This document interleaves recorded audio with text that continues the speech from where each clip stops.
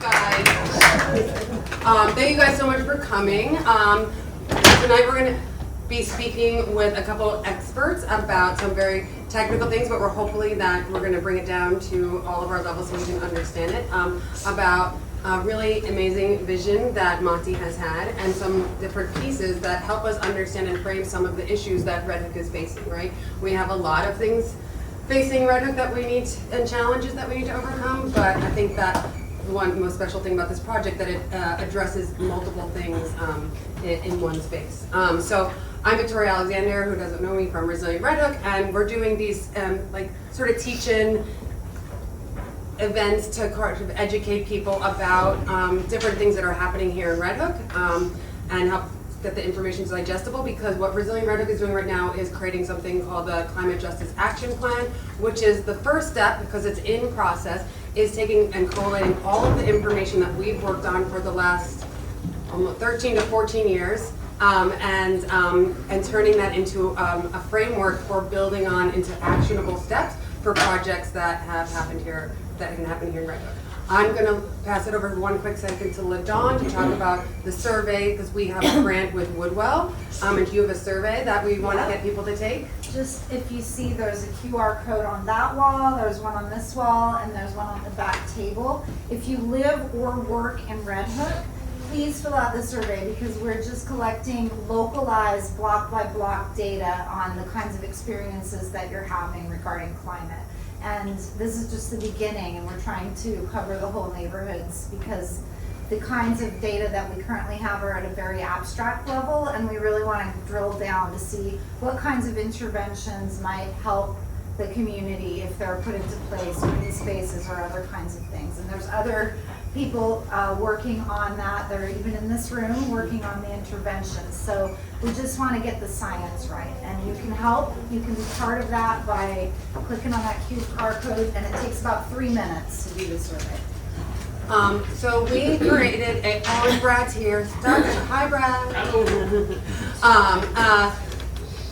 A little engagement that we're going to do right now to see who's in the room. Do you want to launch that, Andrea? So you guys have to take out your phones, and we're just going to take do a little icebreaker to sort of understand who is here with us today.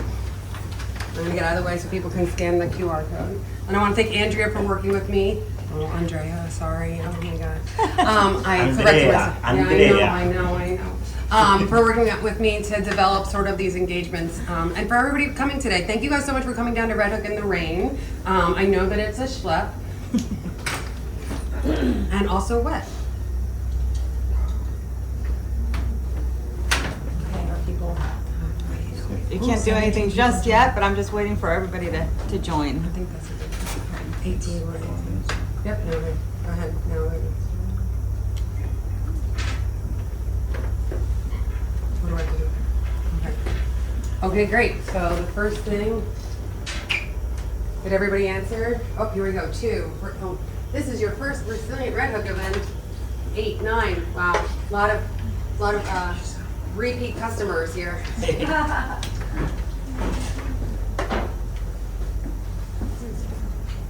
14 of 26 people have to still vote. Think before you move on. Up 5. Up now another person joined. Should we wait for everybody to do it before we move on? Is this tech Probably a hard? few more. No service. No service. We just you no service. Oh, well, we can provide. Well, that would be the issue. It's waterfront guest, and then the password is railroad with a capital R for railroad. If you want the Wi-Fi. Tina, you're in, but you gotta put in the passcode. Tech is hard. If for some reason a QR is a problem, just go to menti.com, Oh, that's good. Oh, yeah. and then I'll give you It's listed there. the number, and you can just plug that in. Now there's Sometimes it's a little easier that way. Could we go on to the next question? Reception is a little. Okay, the Wi-Fi is Waterfront Museum guest. Waterfront guest. Waterfront guest, and the password is railroad with a capital R. Okay, give us all a minute, please. Okay. No, I'm wrong, sorry, it is that's Waterfront hard. Museum guest. Okay, Waterfront Museum guest. I was on it years before. It's okay that you don't remember yours from before. Memory is not working currently. I think you're gonna pass. Okay, and the password is? Again? Railroad with a capital R. Sorry, we should have started with the Wi-Fi for everybody. I'm gonna jot that down Okay. for next time. All right, we're gonna go to the next one right here. Okay, next one. Okay, and then what brought you here today? Why did you come all the way down to Red Hook if you were not from here? To come from the Waterfront Museum to learn about the Red Hook's place in the Revolutionary War, and open space and climate resilience, and Alan's back.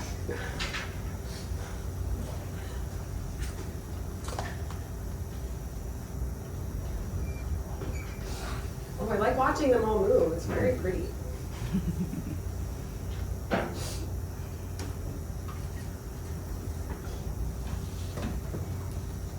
Oh, a lot of people here for community organizing and advocacy. I love that. Rabble, rabble. I only watched that movie last week. I've never seen it I before. didn't, yeah, I realized when I said that I didn't see it, so I wasn't. Oh, well, you should watch it because Oh, Ron it's great. Schiffman and Tom Gotti are in it. And I was Oh, like, really? oh, yeah. And they were so young, both of them. Oh, yeah, okay. I was like, oh, it's all my professors. Yeah, I was overseas, it just, I think you can watch it online though. Okay, you want to keep moving on? And then I think you have one more question, Andrea, right? Yeah, looks like it's community organizing, huh? All right. Oh, here we go. Not sure what that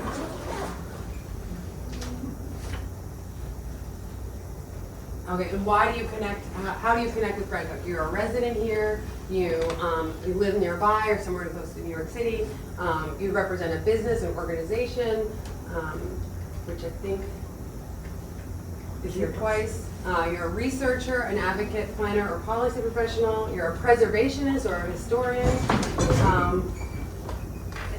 You're a ghost on the boat.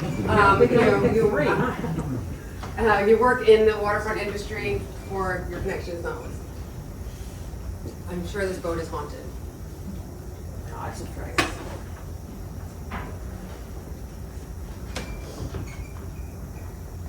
Can we do it? Still on the first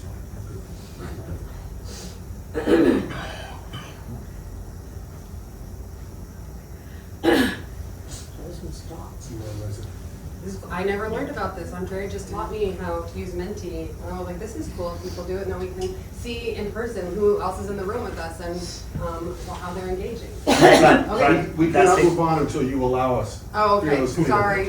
I think we're moved on. We did it. Did you finish? Yeah. You got to the end? It Okay, doesn't great. count ghosts, right? So it's like. Did the ghost room, couldn't, like- yeah. I don't know if the ghost heard me when I said the Wi-Fi password.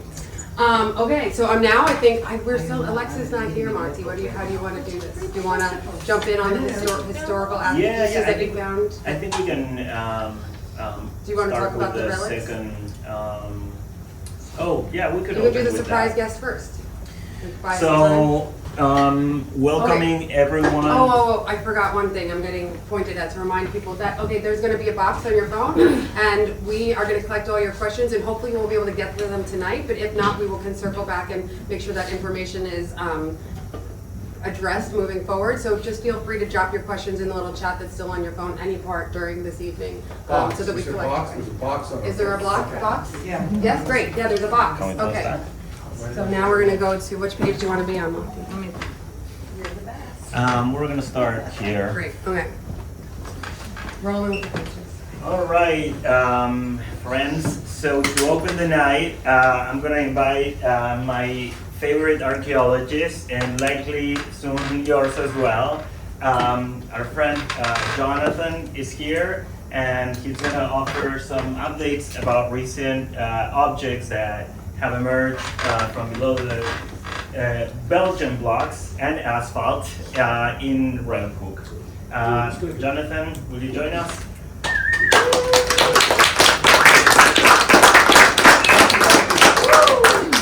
Just a few things that have come up. Actually, tonight we have the big items before we had the smaller items.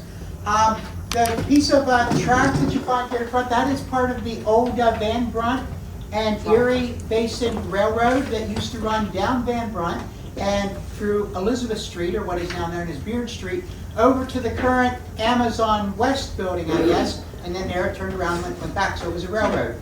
If you look at it from the side, it doesn't necessarily look like a piece of railroad track, like from what would be the Conrail or now Norfolk Southern or CSX. It actually had a little bit of different design to it. There's also an old tap for the water. Now everything is brass and bronze. This actually is cast iron, and it was found on top of the water main over on Otsego, and so I thought, wait, it's kind of old to get it. A couple pieces that are kind of really old. Before we had ceramic pipe or clay pipe or anything like that, they took down trees, cut them into squares, and drilled a hole through them to make wooden conduits. And there's 2 pieces of wooden conduits here. A lot of those we find is just in real bad condition. These are actually in pretty good condition. And then over here, this little triangle piece. I think you can go up there. Go ahead. Go ahead. Go up there. It's called a vault light. Go ahead. You actually put it on the sidewalk. Like you have a vault underneath the sidewalk to bring light down into your space there. It could be part of your operating space. A lot of buildings, even as close as over here in Dumbo, they had some of those vault lights. So as soon as it came out of the ground, I knew exactly what it was. It's in kind of rough condition, but it's still a nice little piece. This piece, I do believe, has been imported in terms of garbage, if you want to say. The other pieces, of course, the railroad tie or the railroad track is original. Fortunately, everything that we had was like 18 feet, 24 feet. And at the very end, we found just this piece that had been cut. It was less than 3 feet, and I said, I want that for the museum. So we got that, and we were able to get that piece. Otherwise, I don't know what we would have done with an 18-foot piece, but I'm sure David would have found someplace to museum. Do you want to tell us about the packaging? The packaging, because I couldn't get my car into it, I put one of the contractor's bags around it. This is one of their sandbags, and I put do not destroy. This is for the Waterfront Museum. And actually, most of the guys on the project, most of the construction folks are respecting archaeology a little bit more. And everybody asked me, what's in that bag? Because it was pretty much in the whole bag. I said, oh, you have to go to the Waterfront Museum and find out. Well, thank you, Power Pack, for the preservation efforts. Any questions from you guys? I wasn't really prepared to start like I did the last time, but again, some objects that we've been finding. And any of you heard last time, remember that little plaque that we found, that little hexagonal plaque that had the I and the M on, and I had no idea what it is? I still have no idea what it is, but we now have 2 of them. I remember it. So that's pretty important. I have an idea, but I'm not ready to quite share that idea just yet of what it is and where it came from. Yes, sir. When roughly do the wooden pipes date from? Well, actually, in the city of Manhattan, we still have water running through wooden ducts or wooden pipes. Really? But these ducts probably, they started in like the 1880s, 1890s when they started putting utilities, which in those days would have been your telegram system wires going through. Your railroad wires in the city, they put underground as well. And then, of course, the Con Edison put it through it. They probably started to discontinue them when they started making either ceramic clay pipes, or when they also started making actually cement tubes. And actually today we found a couple of the cement tubes. They're in a pretty nasty condition, so I'm not going to save any of those. But this piece was as far as the railroad, was in pretty good condition, and so were those 2 pieces. So, okay, yes, David. Can you talk a little bit about the foundations that you've discovered today? Okay, very close to here, of course, is Conover. Am I pronouncing that right, or is it Conover? Canova. Conover, okay. Trying to get the pronunciation. What? Nico, don't listen to Nico. It's Conover. You walk out the gate that you came in and turn left on Nobody hears that old, apparently. Conover. There was actually houses there, actually 2 houses that looked like Sonny's Bar and the brick house right beside were up in the corner of Beard and Conover.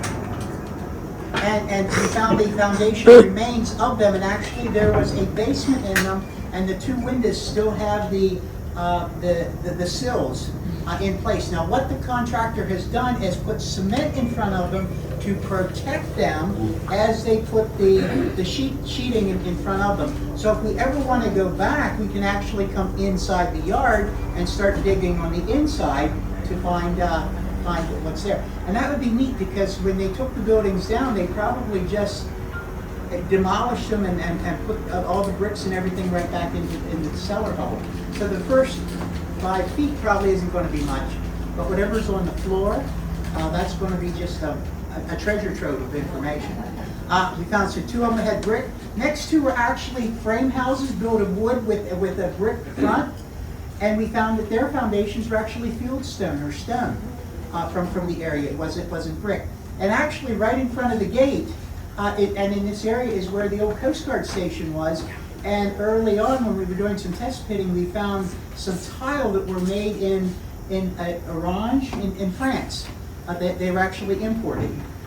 Some just basic tile, but they were imported from France. How long ago? Coast Guard station? Coast here? Guard station would have been post 1906, and the Coast Guard station I think was gone more or less when the whole area, when shipping from here went over to Jersey. So what, about 1940s, 1950s, 60s, somewhere in there. Yeah. So this whole side of Conover Street. Conover.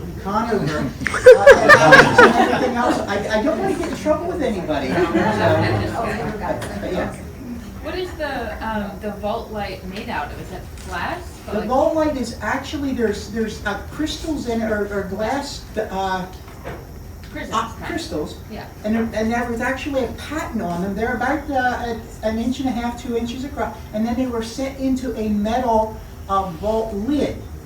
And we found them in Dumbo, and as soon as I saw that piece, I knew exactly what it was. Or diffused light. It was to diffuse light, because if you just have your cellar doors, there's no light going in. But if you have those, it keeps the water out, and it keeps the sunlight or light in, even on a cloudy day like today. They were designed to put at least a little bit of light down into your sidewalk vault. That's really what it was. There's Yeah. still one of those. Yeah, there's still some on the ground. Unfortunately, all the ones over in Dumbo, at least in the area where they just got done with the excavations and they've taken all them out. Are those precursors to the glass ones that are still, or were still in Soho a couple of decades ago? This is exactly the same as what's in Soho, and then. No, the stuff in Soho is a clear circular, it's clearer, that looks more. Well- that is. Well, this has been in the ground and it's broken and all that. But yeah, if I were to clean it up, it would probably look exactly or very similar to the vault lights in the city. Because the vault lights, they discontinued them once they were able to get electricity down in to make the lights. So the guy that actually invented these, or invented the crystal, died penniless because he had spent all of his fortunes, and by the time he realized that these aren't being bought by anybody, he was poor. You have to look that up on the internet. I can't remember a name on that. So. Really cool. Very, very cool. Thank you.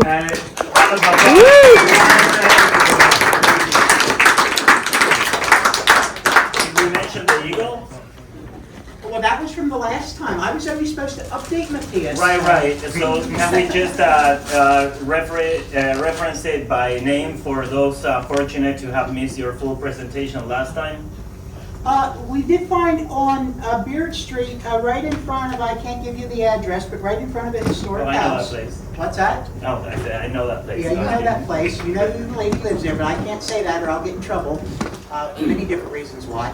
But as we were replacing her lead house connection for water, about 4 feet down, we found it's a pipe bowl, and it has an American eagle with a shield on it. And it was made between 1820 and 1860. And I'm presuming that it was for America's 50th anniversary in 1826 that a lot of these pipes were made, and they were discontinued or they stopped making them at the beginning of the Civil War. So that's the reason why we put a date of 1820 to 1860 on it.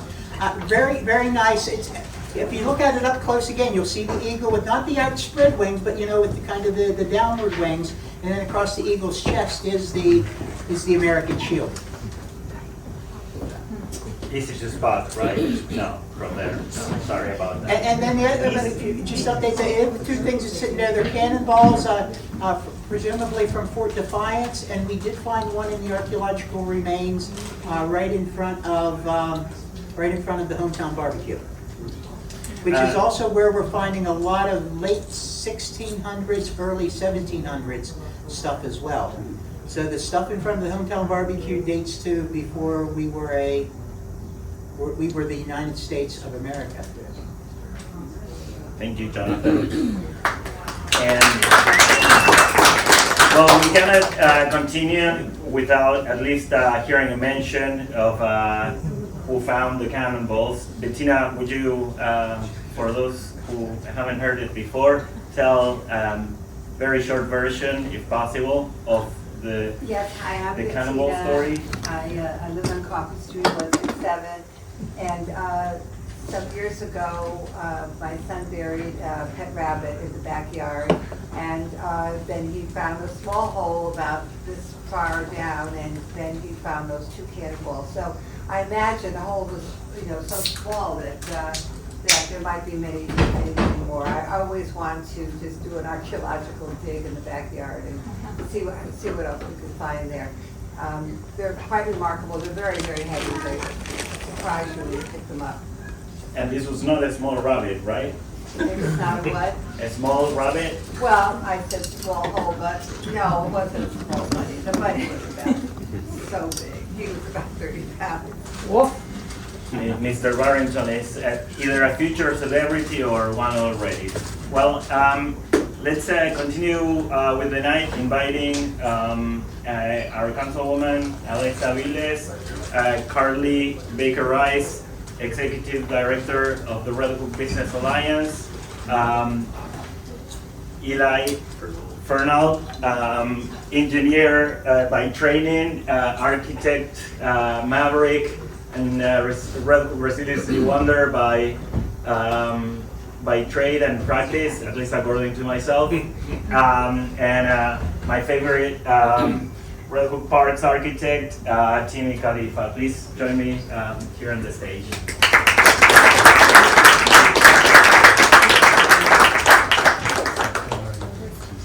And I'm gonna ask, can we have one more chair, please? Sure. Thank you. Marcy, do you need this? Yes. You ready? Thank you.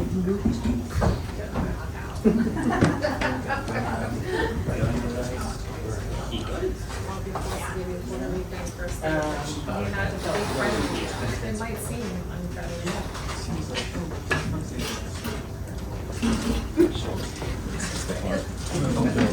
Screen.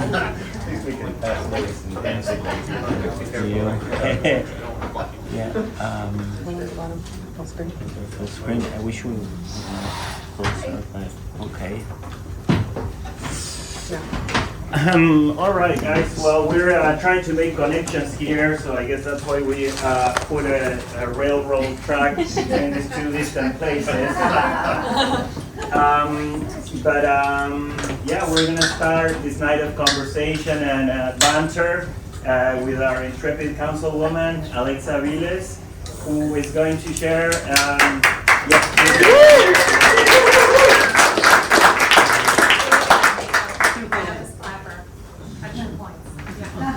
So Alexa has done many wonders for this community and this neighborhood, this city for sure.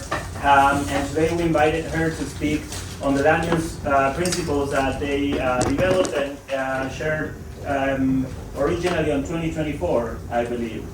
So Alexa, I wanted to invite you to tell us maybe where the idea of developing this came from, some of what was the inspiration or urgency, and if there's any of them that you want to highlight or comment on in particular tonight. So hi everyone, thank you Matthias for this incredible event tonight, and of course being on the barge, thank you so much for having us. It's always lovely, and I'm like, I represent the best place ever. So, I think, so prior to my being the council representative of the district, district, there was a lot of land use battles. In particular, the big one that Sunset Park had been involved in was the industry city rezoning battle. You know, many of the conversations and many conversations you all have probably been involved in, it's like, what do we want for our communities? And what happens is when we don't have those answers, a developer will often come in and do what they do in your community, right? Because the city often is just facilitating land use disposition and projects. It's not, it does so without any care or concern for what the residents want in their community.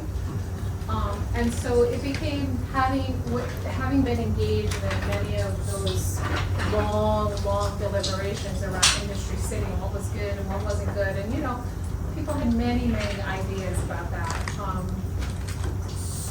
I think one of the commitments that I came into was, as a newly elected person, it was important for me to have grounding in a framework that could at least set a shingle out to those who are interested in developing in our community, to give them guidelines, knowing that in many instances when a development is as of right, it means that they don't need to come to our council office for authorization. They can build as they want. At least we could say, to start with, here's a shingle with a framework and some principles that we expect you to review and abide by. So we gathered community members and we had conversations and facilitated a process of gathering input around what could be some of these kind of large framework questions that we could start to develop. And in fact, I think we are at a point where we need to refine them and take another look and get more voices into that process. And so, yes. So I think actually we're gonna probably open up a process again, because I think there's some things like they're still pretty vague, we could probably go deeper in. Now the District 38, for those of you who may not know, is a pretty gnarly district. The only full neighborhood it includes is Red. And then I have little pieces of many other neighborhoods, a little piece of Gowanus, a little piece of Park Slope, they cut Sunset Park in half. And then I have a little piece of Laurel Park, Dyker Heights, Bath Beach, there's one, Bensonhurst. So these land use principles are really kind of potentially incoherent for all of those, because the truth is, in the southern part of the district, they don't want any development at all. They don't care if it's affordable or not affordable. They're just like, if it's not a one-family home, we don't want it. The conversation in the southern part of the district is very, very different than what we have in Red Hook and Sunset Park, in particular, who share a working waterfront.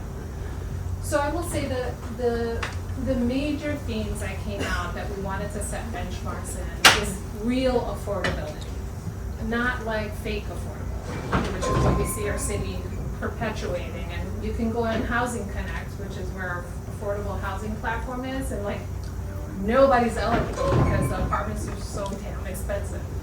So real affordability for our residents so that we don't have more displacement. Unfortunately, the city only has a tool to give, it's like 80% luxury, pretty much, right? Market luxury, and then 20% affordability, and then within those, there's like 10%, 15% of different income brackets. So even within our affordability policy framework, we still get very little real affordable housing that we can actually afford. So there's a lot of work to be done on that, but housing affordability, real affordability was one of those things. Resiliency, obviously as a waterfront community, we care a lot. We've been impacted by not only the sea, but the water coming from below, the cloud bursts now. We obviously have a long environmental justice history with all the petrochemical companies that were here in our industrial manufacturing. So climate resiliency is an important principle that we just want to put out the door immediately. We want to let developers know, obviously the standards have evolved and gotten better, and we're thankful for that, the building standards, but we want people to go further and to be more creative and imaginative. And then economic development was, what's in it for us? Everybody's coming to build, and it's a very extractive proposition for the most part. But like, are we getting long-term good jobs?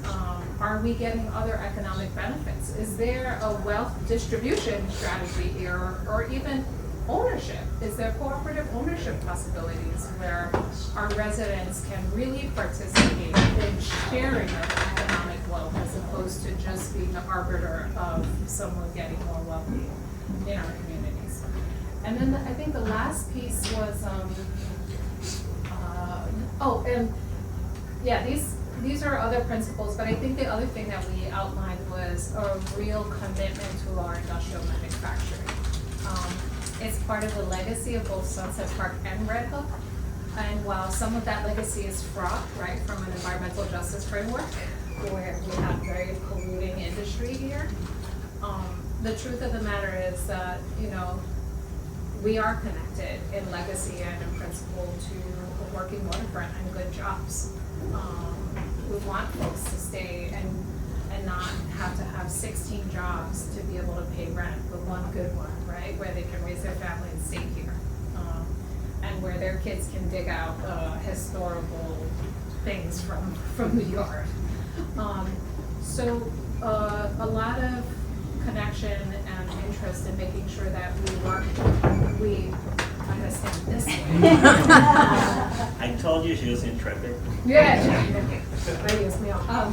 Where we continue to lift up our interest in protecting that industrial manufacturing, working waterfront, and areas.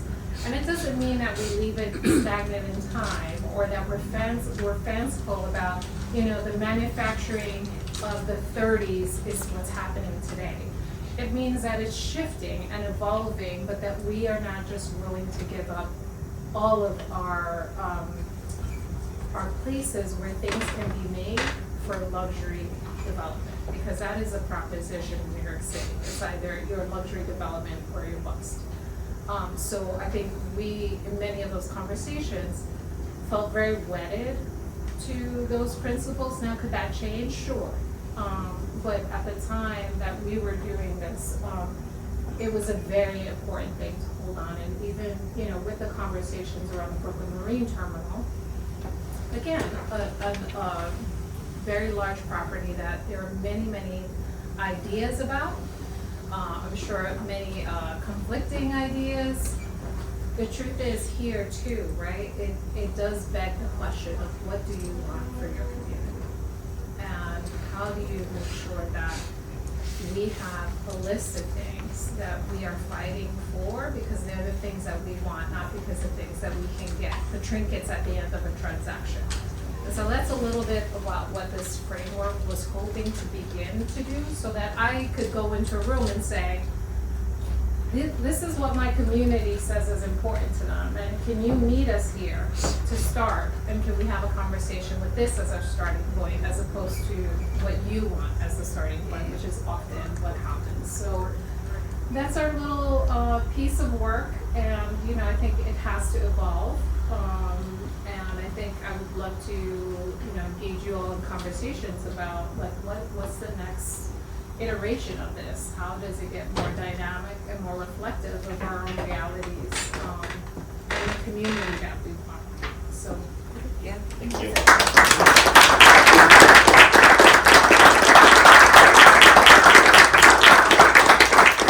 Thank you, Alexa. And I'm gonna invite people, if they have questions in mind, maybe make a note on them as towards the end we're gonna have our conversation part, and we can bring them up They can put them in the box, in the box. on the Menti. The Menti, that's where they put the Oh. questions. It will put up with the box. In which box? Oh, the glass box. You can put it on the glass box. I have one of those too. This box. Thank you. So next, we're gonna move on to Carly Baker Rice, Executive Director of the Business Alliance. A round of applause.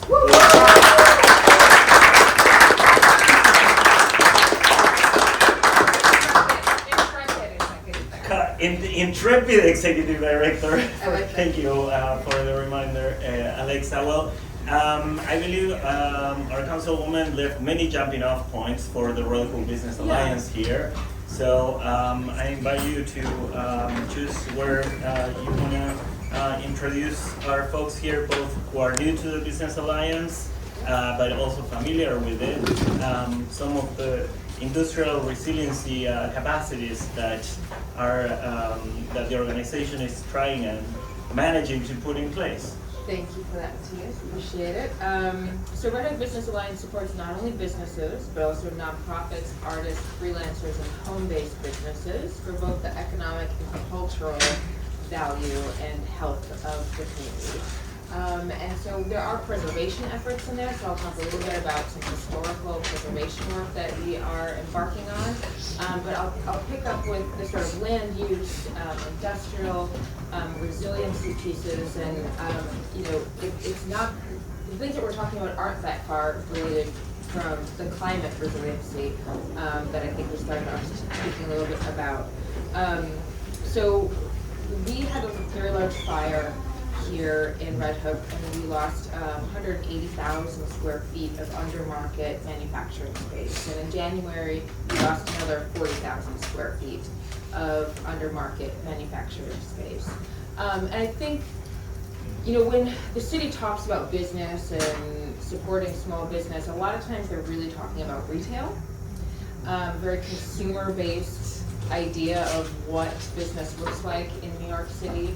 And of course, if you go back and sort of think about the, I think Alexa, you were saying, the forms of manufacturing that used to be here, a lot of it went abroad. That doesn't make us more resilient. It's not more sustainable. And as we sort of both need to rein in our consumer tendencies, but then also make what we do more resilient and more sustainable. It's important for us to have all those levels of making here in nearby as well.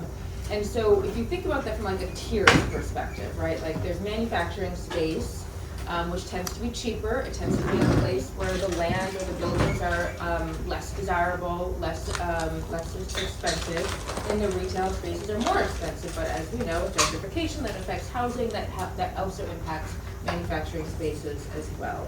And so something that I've been taught recently is the idea that affordability is actually baked into a building, and it's baked into our zoning. So when something is zoned manufacturing, there's actually affordability. It's like a natural resource. It's baked into the policy that's there. And so when you lose it, you can't get it back very easily. And so you have to sort of think about it as a resource as you're thinking what to do with that land or what to do with that building. And so when we lost so much affordable space, and you look at what it costs right now to build, or even build out an existing space, or rent a new place, it's very hard to get that affordability back.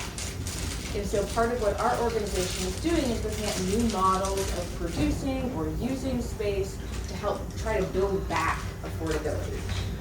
So some of that is policy initiatives. So one thing that we have proposed is that when there is a building that could be used for greater purposes or even a lot, that we really work to avoid acquisition.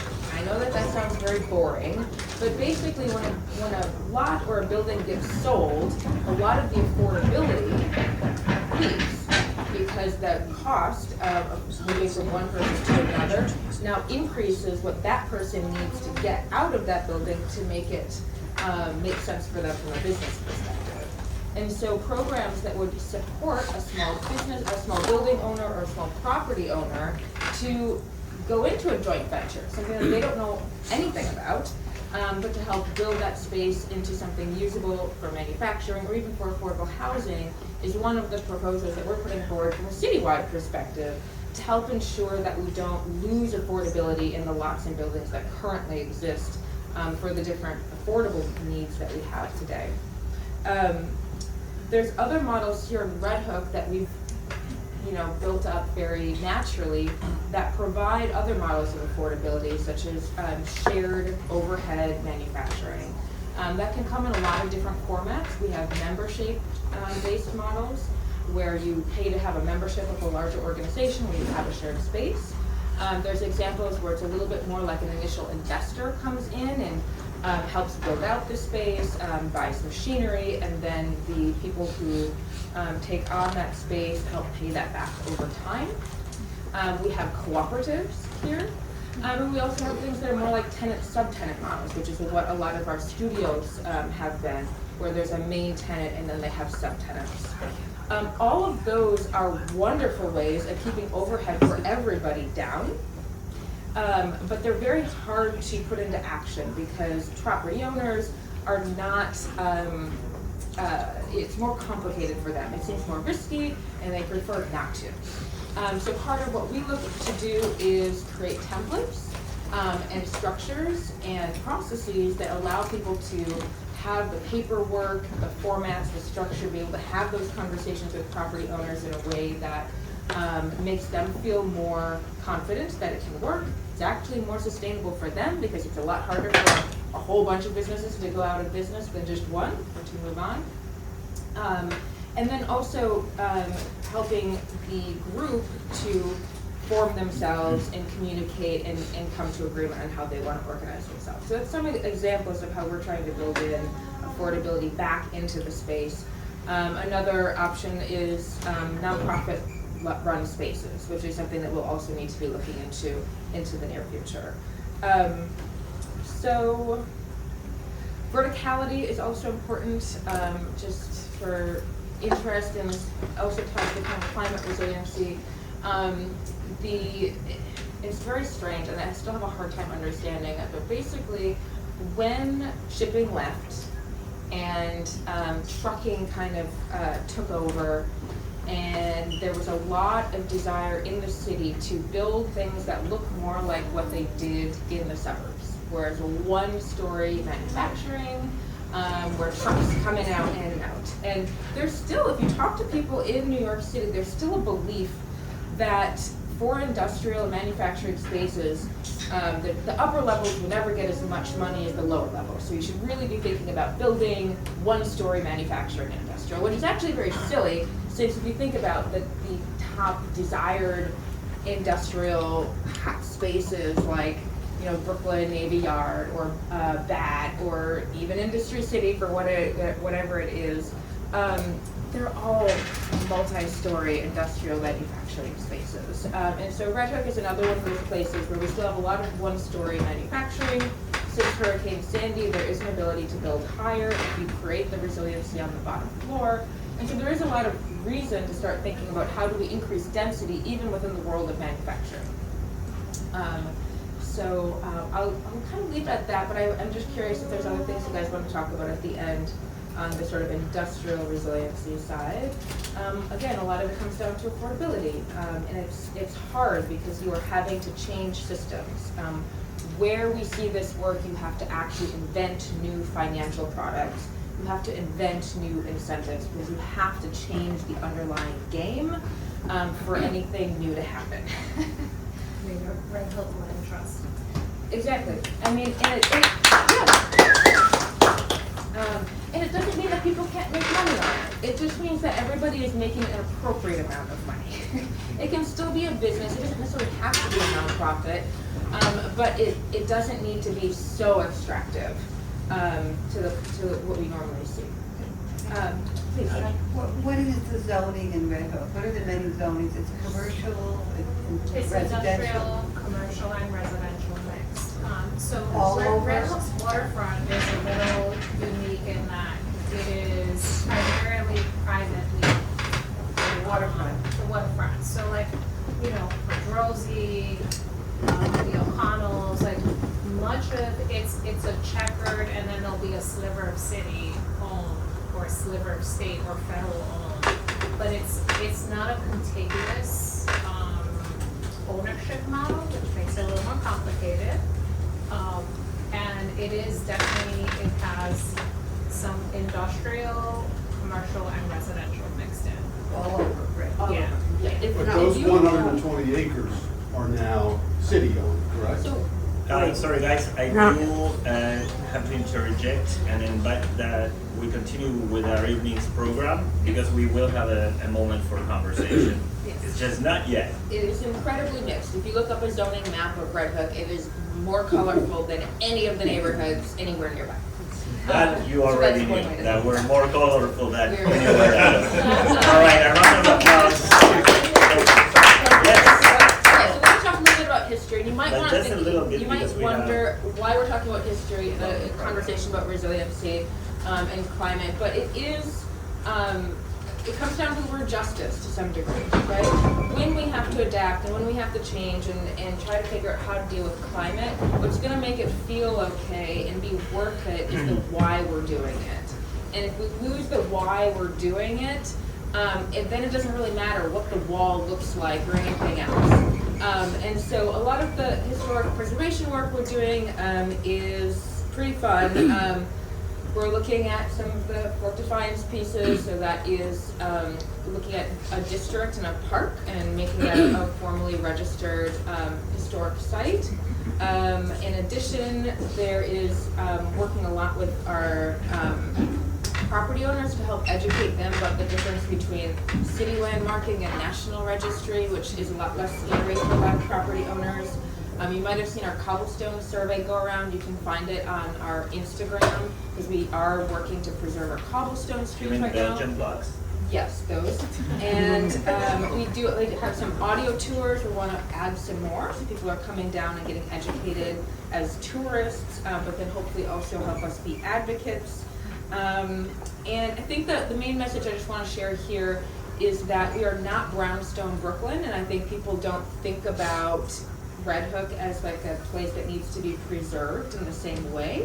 But people who come to Red Hook love the feeling of it, and that feeling is because of its historic sense that's there. They know it. They might not be able to name it. It does not look like brownstone Brooklyn, but that doesn't mean that it's not worth saving.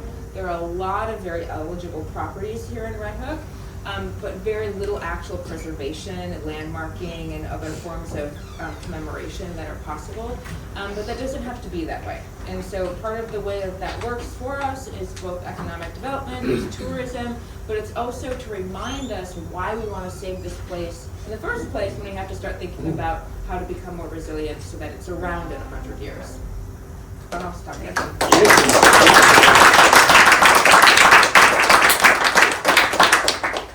Well, and a continuación, next we have the privilege of hearing how some of this stuff, how some of the rubber, recycled rubber meets the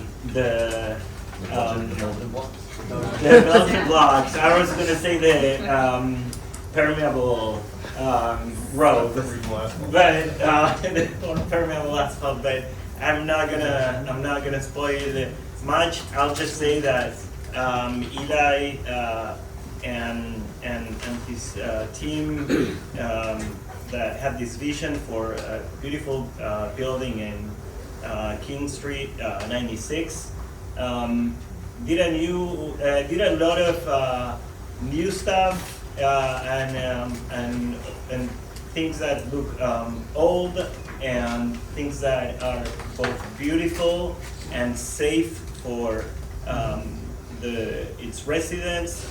They were able to combine a number of things that we don't generally associate as being together by default. So it's a pleasure to have you here tonight and invite you to talk about some of the ideas in a way even similar principles. Why not of things you explored in these projects in Red Hook and how it relates to the built environment. You can move slides back and forward with the keyboard. Thank you, Eli. A round of applause, please. I have to remember what I thought I was going to say, so I'll stand over here so I can see what I wrote.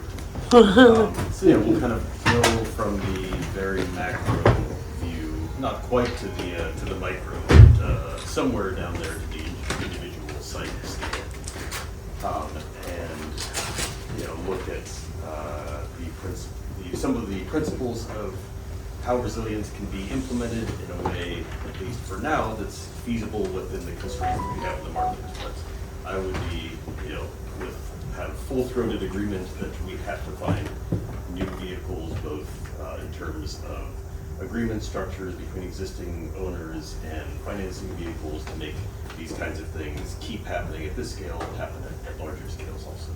But I think it's important and doable for them to happen at every scale, from how you replant your garden to how you redo your roof to how a developer builds a handful of sites on a city block to the BMT. Eli, do you mind using the microphone? It's a little bit hard to hear you. Oh, yeah, actually, I wanted to ask. Nobody else uses a microphone? I know, but shout? your voice is not traveling back here. No, for some I reason. was actually gonna test this because the this room has great acoustics, but these glass boxes don't, and we're actually recording. So in order to have people not yell or not have to project their voice beyond their comfort level, I'm gonna invite us to pick up the microphone, Eli and Timmy, if that's okay, also for the round of questions. Thank you. What's that hum? Above this. Now my voice sounds even deeper though. So Oh, yeah. Barry White over there. Yeah. So yeah, obviously everybody's pretty familiar with some of what we are up against in the climate challenges of our time.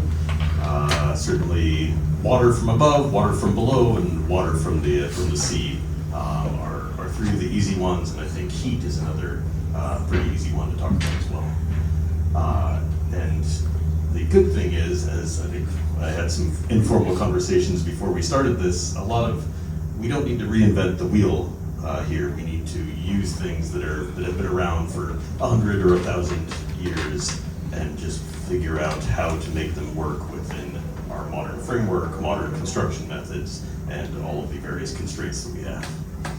And obviously, you don't need to do this. This doesn't have to be done with only an engineer's mind and eye. It has to be done with a merger of that kind of the ingenuity of the engineer with a sensitivity to the place that we're building in, and something that actually can enhance the spirit and kind of show the spirit of the place that we're in, the neighborhood that we're in. I'm going to say next slide, please. I'm saying that to myself. And so just not exactly a detour, but one piece of thinking about how to address climate resilience in a way that is going to feel part of the neighborhood and feel natural and simple is thinking about vernacular architecture. For those of you who might not have heard that particular term, it's generally buildings that haven't been necessarily designed by an architect, but whose form has kind of evolved from a range of constraints and cultural influences, materials, building construction techniques, folk influences, important animals, whatever it might be, over time. Vernacular buildings very often will find the most elegant solution to a problem of a particular place, because both the resources are generally limited in how the building is evolving, and because they're evolving through trial and error. So, that roof wasn't steep enough. That one fell down when we had 13 feet of snow in the Alpine mountains. So I guess we have to make it a little bit steeper. And so I think there's this incredible both economy and elegance and evocativeness in these forms that come out of this development. Yeah, so I guess I talked about the igloo, the courtyard house, and the stilt houses in the South Pacific. Unfortunately, we have a few more regulations and financial challenges and overlying constraints here in the city than you might have in the Arctic. But still we can, through, these three and many other principles, but just kind of a few highlights here, figure out how to use this wisdom of vernacular architecture in making resilient buildings and all parts of the built environment. So the three things I'll kind of talk about in this example are combining functions and solutions. So often it takes money because you have to build something to solve a particular resilience problem or a code problem. And so looking at ways that we can solve multiple problems with one system. Also, again, since you're dealing with these elemental forces here, a lot of the materials that are needed to resist those forces are beautiful and extraordinary in their own right, but we just don't often use them that way. And so trying to use materials that people are comfortable with building in New York, that you can get pricing for, that you can do in an efficient manner, but using it in a way that expresses that material and its use. And then the hardest thing, and I don't have a great magic bullet solution to this one, but there has to be some drive to stretch beyond what the minimum code requirements are. I think there's some really wonderful requirements that have come up in the last handful of years in New York. But yeah, either many developers will find a way around them, or they will just kind of satisfy the lowest common denominator in getting those done. So just one real world example is the new construction multifamily building in Red Hook that we built a couple of years ago. And yeah, I'll kind of look at the various code challenges of one piece of the building and kind of show how we use this combined approach to make something that pushed beyond what the minimum was and hopefully made the right kind of impact to the neighborhood and on the lawn. So some of those requirements, New York City requires a very slow release of stormwater into the sewer system. That has, we still have lots of infrastructure that releases it at the old rate, and so until we have the holding facility done in Gowanus, we're going to keep getting sewage into the bay when we get too much rain. But luckily, new construction is required to control the release of stormwater. Red Hook also has an extremely high groundwater level. On this site, the groundwater was, typically anywhere from 1.5 to 2 feet below the finished grade. So it makes it very hard to put anything underground, or very hard and expensive to put anything underground. New York City also requires that new buildings with 3 units or more provide at least one accessible, wheelchair accessible unit within the building. However, in Red Hook, residential apartments have to be above the flood elevation. In many places, that is not, a foot above the sidewalk. It's 5 or 7 feet above the sidewalk. And this was a small building, so we didn't want to go to the expense of putting an elevator in. It didn't seem suitable to the building, and again, in the spirit of having this kind of light footprint on the site like this, we're kind of doing the simplest and hopefully most elegant solution to the problem at hand. So essentially, you needed a ramp to get to an apartment that, in the end, we put 8 feet above sidewalk level. But that is a 80-foot long ramp plus landing. So it's a very long ramp, but a great way to get down on a skateboard or a scooter. So what we ended up doing was solving several of these issues at the same time. So we did a above ground stormwater detention tank. And so that means essentially this is can be an enclosure out of steel or plastic. In this case, it was concrete that has to hold the water while during an extreme rainfall event before releasing it into the city sewer. We already had to make a very large landing for the handicap ramp where the U-turn was, and so this made, because we had to make the structure for that, we already could start to use the structure as the walls of the tank. And because most of the expense was making the foundation for the tank and in doing the forming for the concrete, but adding a bit more height on the tank was not going to be that cost prohibitive, we turned this tank into also stormwater retention. So instead of actually just temporarily storing and then sending water back into the city sewer, it will hold stormwater that can be reused up to about 1,000 gallons or 1,200 gallons in the end, be reused on site for irrigation. Additionally, there is a city requirement for either green roofs or solar on non-terrace roofs, and we use those. Oh yeah, so then we talk about kind of the stretching beyond. So, a lot of developers, they see the requirement for green roof or solar, and they're like, well, actually, and it's exempted if you have a terrace or if it's mechanical equipment. And then so they say, oh no, there's mechanical equipment there, and that's a terrace, and that's a terrace, and that's a terrace. So you end up with no green roofs. But here it made sense, and we stretched. We had to find money, but we stretched to make green roofs throughout the building. We also did a large area of the ramp covered with a permeable material rather than concrete. So even though the ramp covers a large portion of the site, it can still absorb the stormwater into the ground rather than just kind of sending it in with high volume and velocity into one of the drains.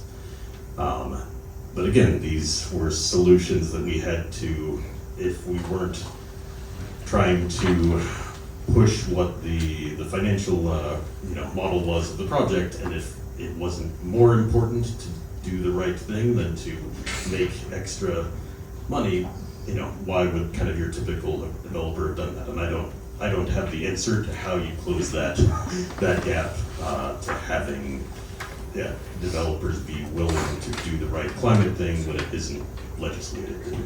So anyway, I don't mean to lead with the problems that are still in front of us, but there are very much ways out there for us to solve these things in ways that are evocative and inspiring and beautiful and become another rich part of what the neighborhood is. Wow.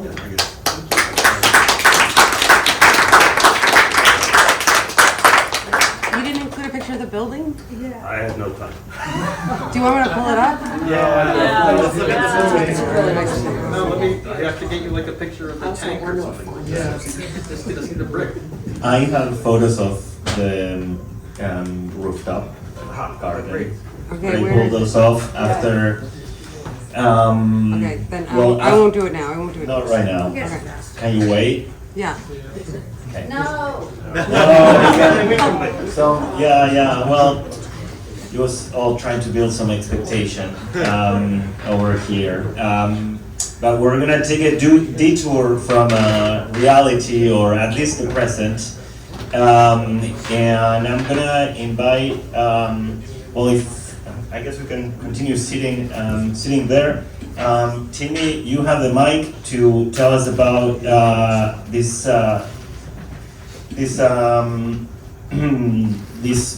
park idea called Fort Defiance Park, and some of the history in Red Hook and how they came together into a new concept, a new old concept. Welcome, Timmy.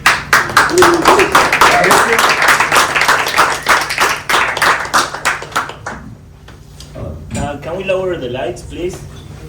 Yeah. Thank you. It's mostly small. It's going to be hard to follow Alexa, Carly, and I, so I'm going to try to be as visual as possible. Is this better? Yeah, that's better. So I'm going to try to be as visual as possible with this. Thanks for being here. My name is Timmy Khalifa. I'm an architect, and I live and work in Red Hook. I'm excited to share some of the work that myself and Matty and many others have been working on for 4 years now. So Fort Defiance Park is an idea to transform 13 acres that are currently vacant on the waterfront in Red Hook into a public park that's shaped by environmental resiliency and historic preservation. I'm going to talk a little bit about the site itself and its history, and then talk about our process and how we kind of came to this vision. This is a 1781 George school map of Red Hook, and you'll notice that you don't see Red Hook as a single peninsula like it is today, but rather a series of islands surrounded by water. The largest of those right here is called Cypress Island, and that was where Fort Defiance was located. And you'll actually see on this drawing here the fort drawn on the northwest side and on the south. This is perfect.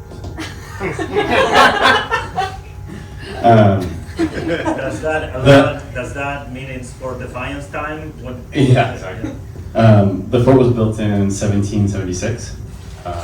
And another really interesting thing about this drawing is you can see that around the fort it's shaded slightly darker.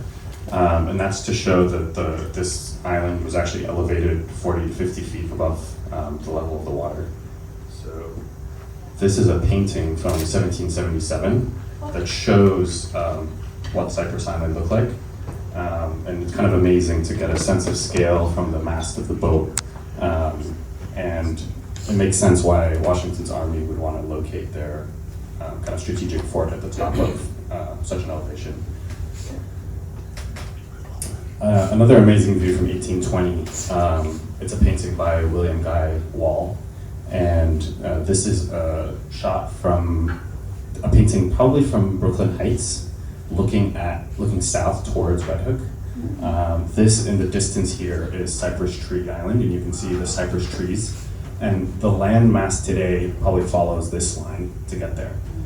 What's really interesting about this painting is kind of getting a sense of what the landscape was at that time. So it was very marshy, wetlands, and a lot of water. And here we can actually see exactly what that overlay was. So this is a 1766 map of the land masses of all these islands overlaid onto our current day kind of map of Red Hook. I'm going to zoom in right here around Cypress Tree Island and talk a little bit about that.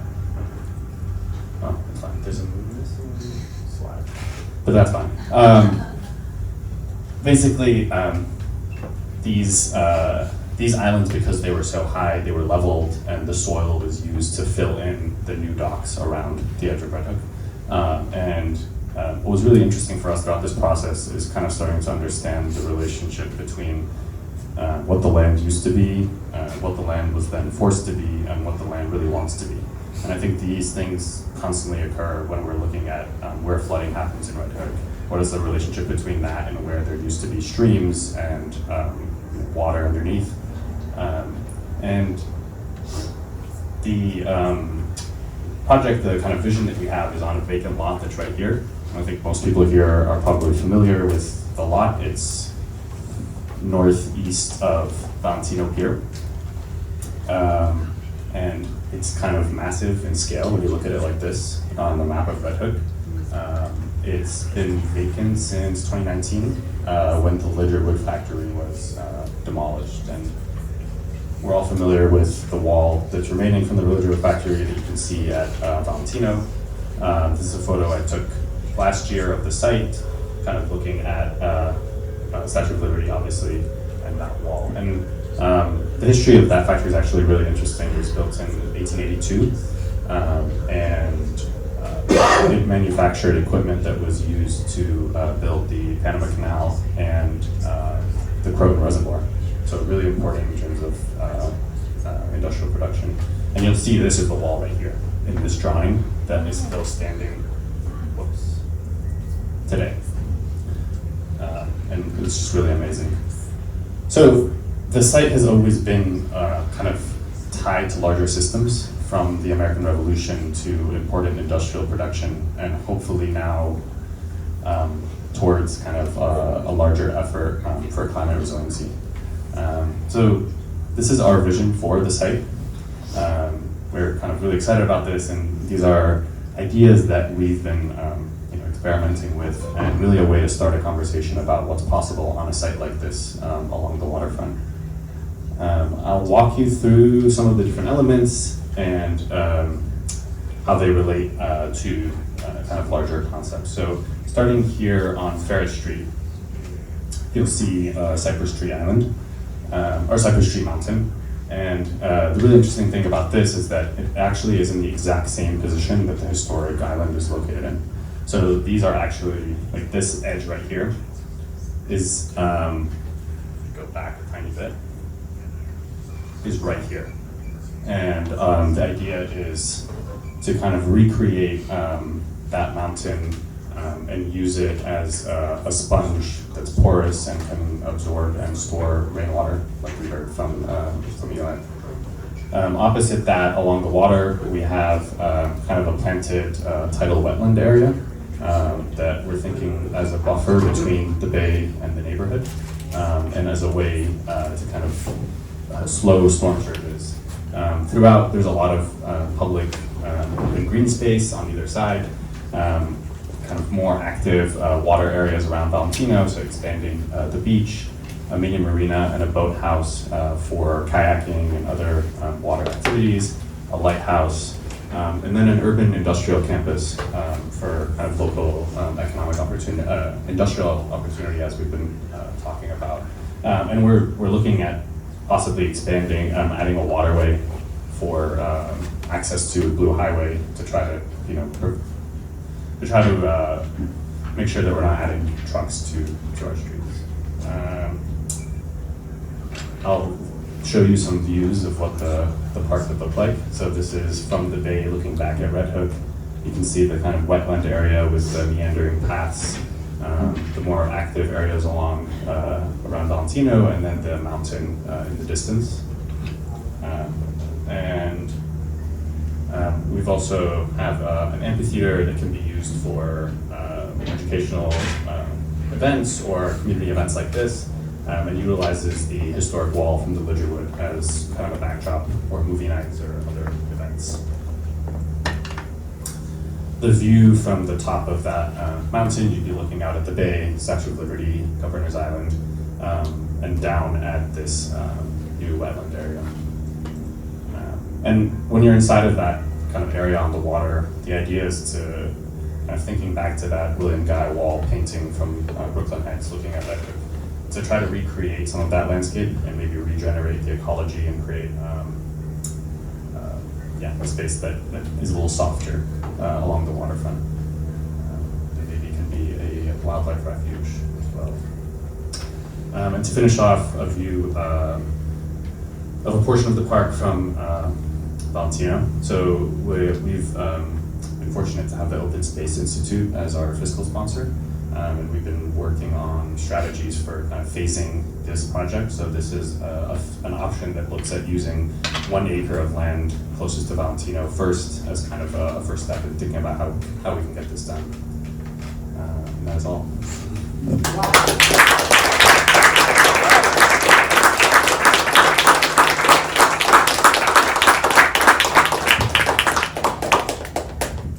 Thank you so much, Timmy, and thank you everyone. I'm going to invite, our panelists back to the stage, here to the front. Our councilwoman sends her regards, as intrepid as she is, had to obviously go to a next activity, but she'll be back in discussion with us about the project and hopefully remain supportive into the future. So, where to start? I think I would like to start by saying thank you to all the panelists for bringing these pieces of information, of perspectives, and innovations, as well as history together. I want to shout out Timmy. I feel so proud of the incredible work you've done, and I think if you all feel sort of like this mellow sweetness in your eyes from seeing this wonderful park, I want to shout out Timmy for this incredible artistry that he's put out on materializing some of these concepts into really atmospheres.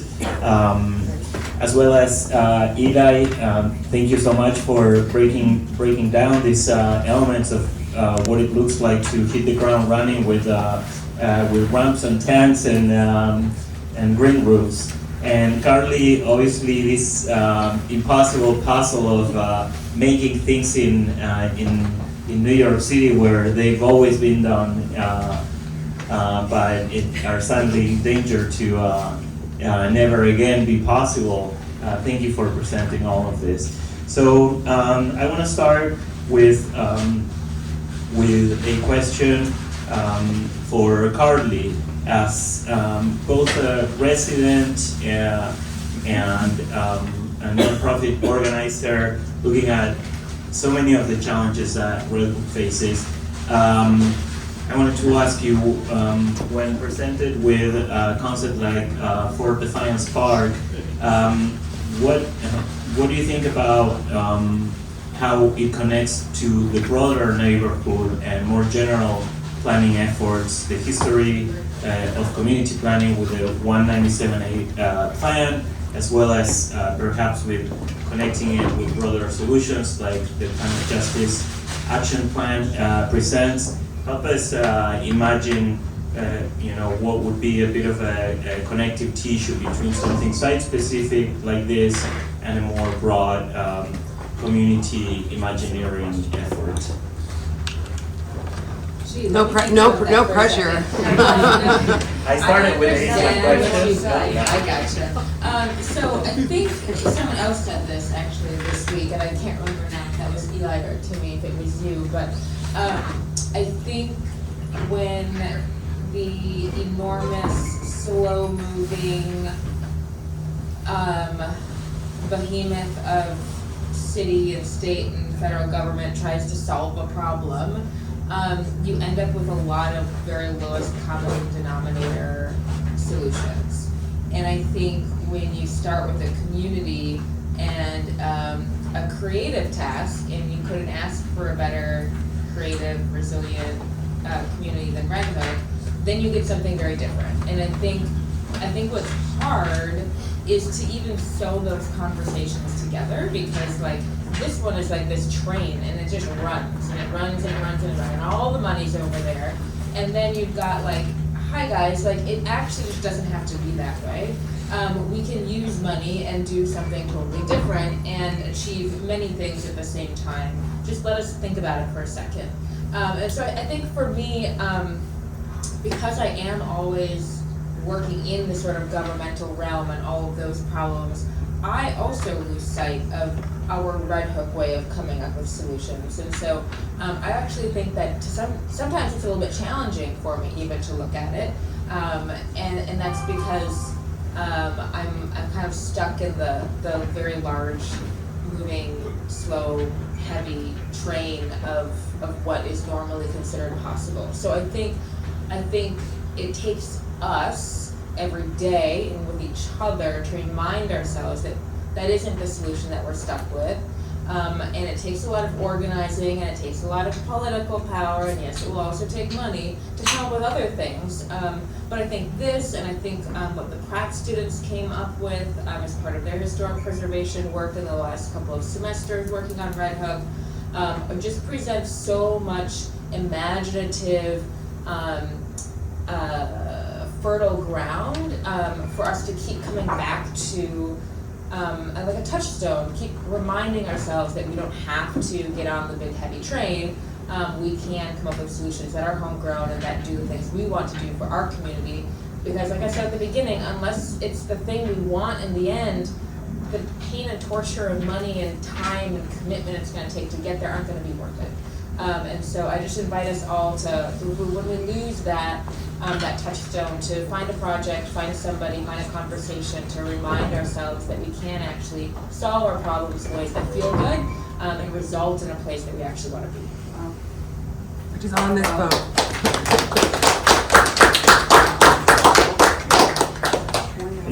Thank you. Well, Eli, for you, I don't really have a question, but I have an engineering problem. And it is this: I recently heard about the Living House competition from you. Well, the Living House Challenge, sorry. So I was hoping that you could share with the audience what that is.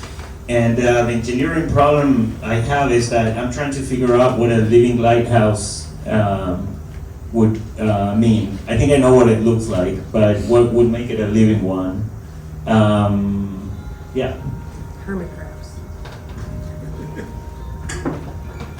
So yeah, probably a lot of you are familiar with LEED certification or Passive House. And so the Living Building Challenge is, somewhat some of the motivations I think are probably from the same place, but the approach is a little different and I guess to my mind a little more holistic. And so it's looking at all of the ways that anything you're making in the built environment interact both with the natural world and resources around us, and also with people's well-being, whether that's health or psychological, emotional well-being. And there's a wonderful set of kind of guidelines around each of the elements of the Living Building Challenge that you can work to incorporate in a building, whether it's water conservation or energy use, or materials that are not damaging for the environment or for the building occupants. So I think it's really a wonderful holistic framework that also is in many ways more accessible to a layperson, whatever scale of project they're in. So take a look when you have a chance. Again, the challenge, especially here, is like, where do you find the money to do these things? And if you have traditional sources of having to acquire the property and having to find the financing and having to not go broke before you're even done with the project, it's still a puzzle that I'm trying to solve for myself, and luckily with lots of other good minds and ideas and approaches.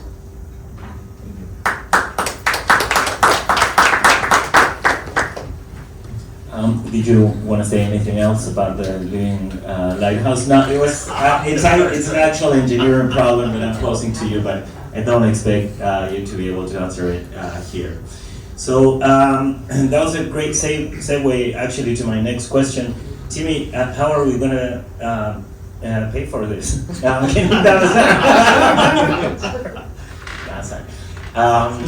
I just wanted to bring some humor. I hope that's okay and allowed on the barge. No, what I wanted to ask you was, how do you feel about this idea that we're like imagining something that that wants to be reminiscent of a historic thing, a historic mountain. But actually it has a building inside, so we call it a mountain, but it's a building, and it's about the past, but it's something that doesn't exist and has to be brought back to the future. So why don't you tell us a bit about this navigation in the design process? First, I just want to shout out Matty for all of the amazing work that he has done throughout this process, and a lot of this is his vision. So thank you, Matty.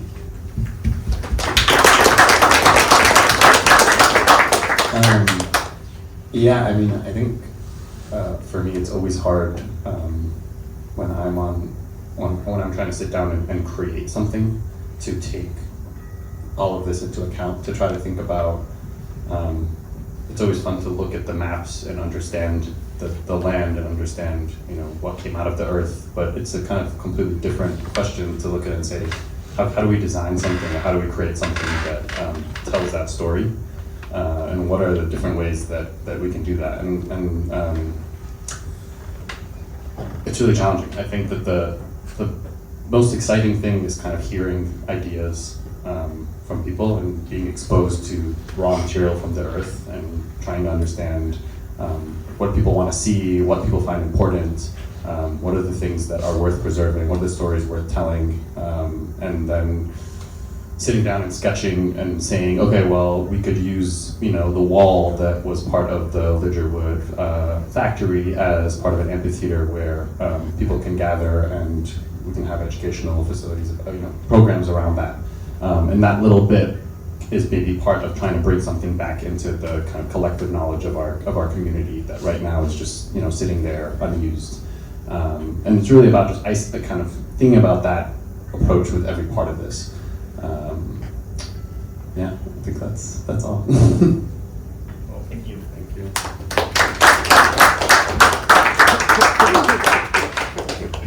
So now I'd like to open the floor for questions, comments, and banter. We have the first banter volunteer here. How does the current project, the Red Hook Coastal Resiliency, and the wall that's currently being built around that property affect the designs of the property, and have they been taken into consideration because the project is ongoing, and I don't think you're going to be able to stop the wall. Well, I think if we can move a mountain, we can figure out what to do with the wall. But what do you think? But the idea is to keep with the wall, the water on one side, Right, yeah. and the dry land on the On the other. other, right. And all of a sudden, everything that's on the park is going to be on the water side of the wall. Yeah. And putting a mountain in there, that's great. That's going to help to protect that area. But again, you're potentially going to have a lot of water at the next Hurricane Sandy or Sandy 1.2 or 2.0, whatever you want to call it, when it comes in. It's a great question, and I think about it every time I walk by now because all the work that's happening. I think that the idea of the whole site flooding is kind of okay. You know, that's part of what we're trying to think about is can something flood and then be used after, and can it be designed in a way where it can kind of slowly buffer that, or the water can be stored. So that positioning is totally fine. And I think that we've been thinking about resiliency as being kind of layered. So not so much that it's a single wall, but it's more of there are a series of elements that are all working in tandem to try to protect the neighborhood. And the idea is that this is just one site that can be part of a much larger network of resiliency efforts. So, you know, we can start with kind of wetlands that help storm surge, and then we can build higher ground that helps with potentially flooding, and maybe we can create spaces for stormwater retention, for rainfall, and then we have a wall for a worst case scenario, and all these things I think can work together and don't need to be competing. So that's the idea behind this. Can I add something? Yeah. I want to add that actually a big part of the inspiration, the first reason why there's a mountain, and it's a sponge mountain concept and not a sponge garden or sponge park, is because during the community engagement sessions of the Red Hook Coastal Resiliency Project, we brought up a question regarding sponge garden and green infrastructure. And upon learning of from the response, the unique characteristics of Red Hook with the water table being so high, we figured out we would need to put water retention above ground. So that's where the mountain came in. And then something that Timmy was referencing to, I think is really the key here, which is that the whole park floods. It's designed to flood, to retain water, to receive water from the city or village side, and from the water itself. And we did align the design with the 8 feet elevation gaps that the Coastal Resiliency Project is trying to fill. And I think it's easy to see how these type of solutions want to be additive, and certainly there's more work to be done with regards to understanding elevation, heights, where how low this tank would have to be, how it brings water in, and sends it out, etc. I think we have time for maybe a couple more shorter questions, at least on our responses. You had a couple questions you were going to ask the audience that I sent you. Okay, let's start with one with the audience, and I need some wayfinding on the run of show document to find those. So, do we have a question from the audience? Yes, please. Question or comments? Yes. Thanks. I think this park design is really inspiring, and I hope it's pretty special to see all the imagery of. But I was wondering, in what capacity have you spoke with the owners of this land, and what would the rezoning process be like, if any, to kind of make this a reality?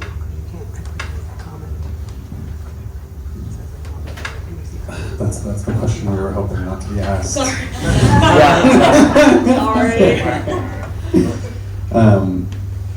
As was mentioned, the site is privately owned, UPS owned site. They're who demolished the Lidrua, and it's very hard trying to negotiate with UPS. So one of the strategies that we're working with the Open Space Institute is trying to kind of work with the state and the city, both parks for state and city, in thinking about ways that the site could be a city-owned or a state-owned park.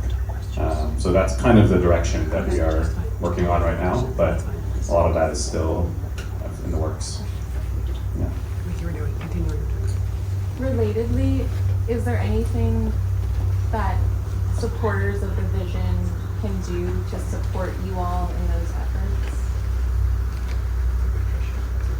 Supporters can do to support us in the efforts to make this a reality? Well, for one, I would say we're beginning to share more of this work as of this year with the 250th anniversary or rebirthday of the fort. We've decided to just start to put it out there more and create opportunities for conversation and iteration on what we've done so far and what we could do in the future. Bit of a spoiler, if I may, or let's say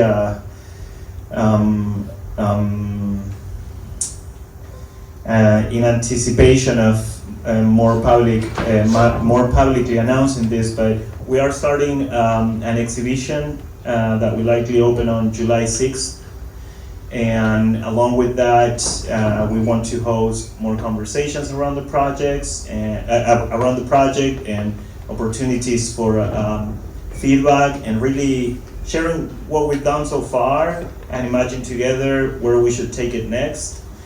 This exhibition is going to be open between the 6th of July and the 28th of August, and some activities are going to happen along the way. So I would say for now, joining our activities, getting the word out to your friends, and there is on the website one PDF that you can download and offer input on it. We should probably make it digital, but we've got this thing with analog that's all hype these days, so we're kind of following that trend of keeping it analog. So that's a couple of things. The Imagine thing on the website, participating on our activities, and lastly, hearing a bit about specific ideas that you might have would also be most welcome.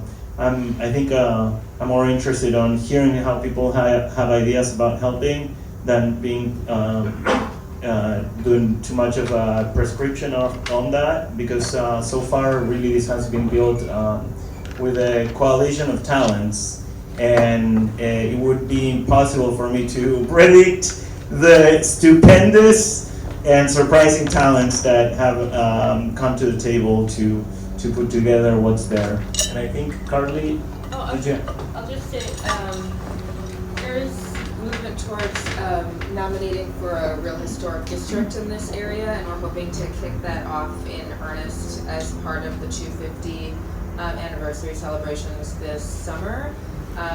And because with that kind of attention, is important to the larger political and funding mechanisms that will be needed. So it seems like it's unrelated, but that kind of work is also going to be supportive of the larger task. Thank you. Anyone else? Yes. And if you want to introduce yourself. So my question is, talk about affordability as being baked into properties, and obviously Red Hook lost a lot of square footage in manufacturing, and that's something that you're working with, hoping to create more of. I was wondering if, to some extent, I probably understand that this is a top-down approach of trying to create legislation that forces some extent of affordability with the creation or rezoning or rebuilding of properties. But I was wondering if there was, similar to a question I was just asked, anything that we can do from a bottom-up approach of trying to, express like that need for, affordability in face of, like ever decreasing amounts of it. Yeah. And here you are talking about affordability within sort of manufacturing industrial spaces. Are you in that are you in those trades yourself? Yeah. Yeah. What do you do? Upholstery. Upholstery. So that's a really great challenge for me, I think. So there are formal ways. So the Industrial Action Plan was intended as a democratic way of trying to get some sort of cohesive way for the city to be thinking about manufacturing. It wasn't really, I don't think it succeeded, but it's intended to happen every 7 years, but there's actually a 1 to 2 year review process. And so if you sign up for our newsletter, or if you join Red Hook Business Alliance, you'll make sure to get like the business side of things. We do want to make sure that the people who came out and criticized a lot of that and say it's not what it needs to be yet is continuing to work, not waiting 7 years to continue to produce. So there's sort of formal processes like that happening. Anytime there's a ULURP, get involved, because a ULURP is always about taking manufacturing and using it for something else. There are other policies that we are hoping to continue pushing, and fun things that are going to be one of the things I like to say most around this stuff is we need to start utilizing our underused or unused commercial spaces, because everybody likes to make fun of manufacturing, but actually we have so many thousands of square feet of unused commercial space because of all the new buildings that have these giant footprints and nothing in them. In the city of Yes, economic opportunity, DCP changes to code really mean that light manufacturing can go in any of that. Right. And that is not a button that has been pushed yet, but I am having conversations around that. And quite honestly, organizations like ours that work on this, we're a nonprofit, we need like committees of people who want to be working on this for fun, because we don't have enough time to put into it, because it's an uphill battle, because everything pushes towards real estate interests in the city all the time. Get in contact with me, because there's a lot of work to be done, and look out for formal processes that you can speak your mind in. And I will do my part to create more of a one-pager so that people can just hand it out whenever they have the chance, because there are a lot of good talking points right now.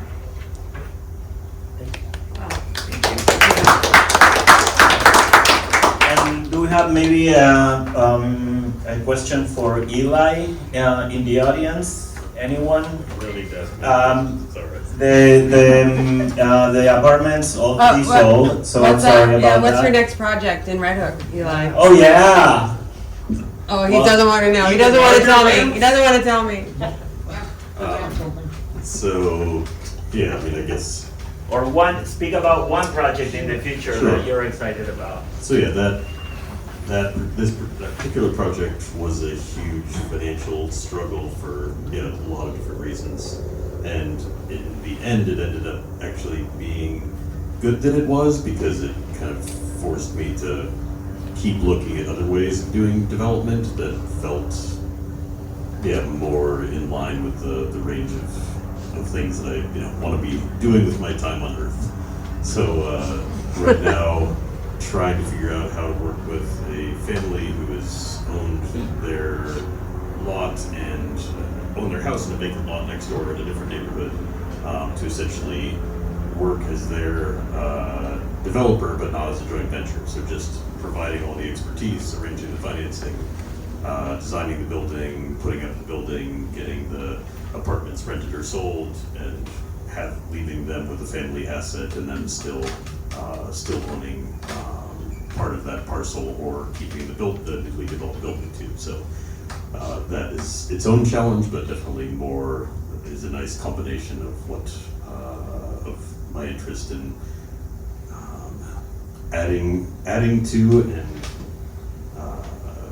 revitalizing isn't the right word, but just bringing the spirit of the neighborhood, keeping the spirit of the neighborhood while trying to keep wealth or grow wealth in the hands of people who have, stuck it out for 30 years and held on with their, by their fingertips, and seeing if that can work as a model in that neighborhood or down here too.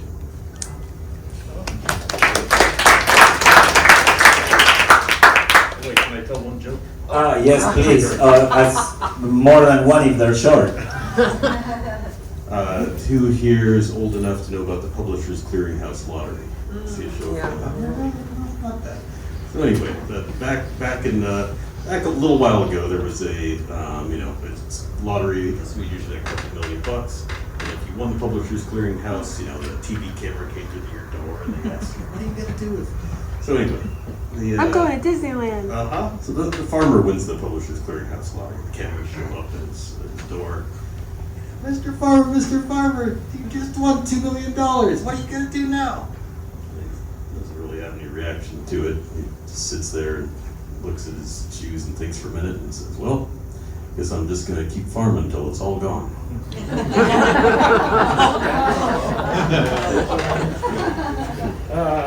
That was pretty good. Anyone else have a farming or park or Red Hook joke to share? Any comments? Something to express with this audience as we're ready to wrap up? No, did you airdrop me the photos? No. So somebody has to say something, eloquent or not, but give me about 30 seconds. Can I ask a rapid fire question? If you had $2 million, qualified as structured as a nonprofit venture, what would you do to advance your vision? And that's a question, I guess, for the whole panel. Yeah, I mean, I think, I think it, again, would be some mix of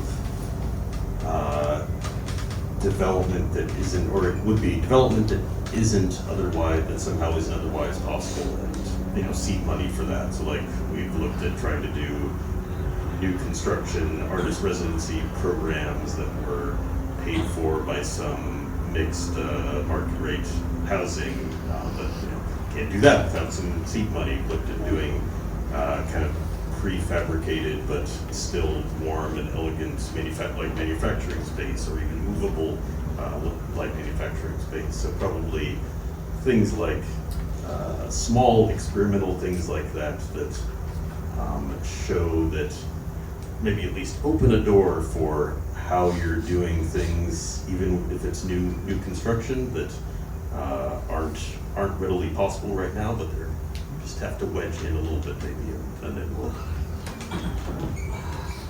Yeah, I mean, we're looking at capital grants to create sustainable spaces that can not only pay for themselves, but then produce funding to expand. And it sucks that we all have to be standing up here saying we need money so that we can have space, because just revenue's too powerful. It just seems silly, like it shouldn't really be us all fighting that at all levels all the time.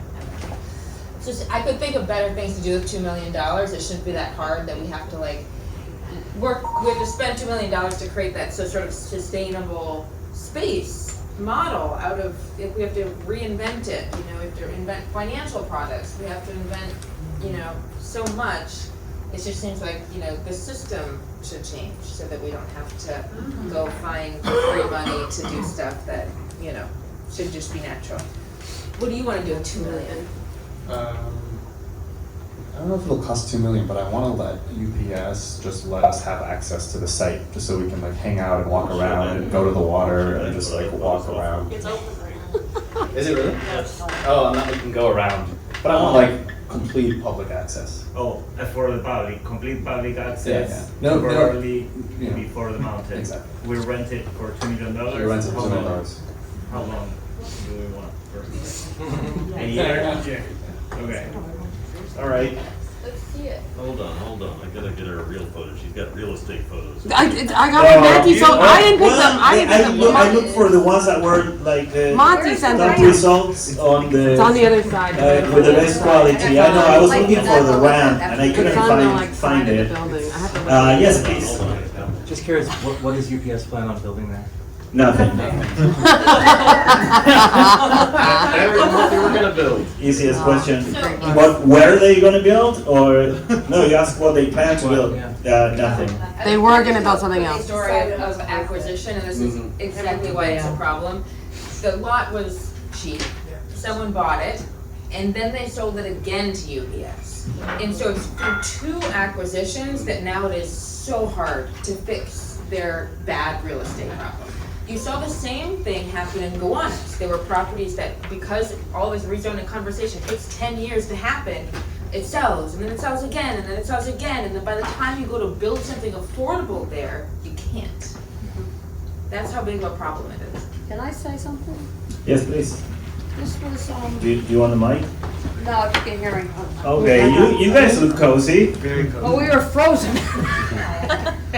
So, after having been involved in all of the big preservation fights in Red Hook that started in around 2002, the suggestion that I came up with is that I don't think New York City should allow a building to be demolished unless it's a hazard. It shouldn't be allowed to be demolished until there's an approved plan in place. Because what happened in Red Hook, and I have to say, I do feel like it's the downside of the success that a bunch of us had in getting South Brooklyn's industrial waterfront designated as in the top 11 endangered places in the country, was then developers, because I was part with others the fight to save the Austin Nichols warehouse and a bunch of other things. They just flattened as soon as they bought it.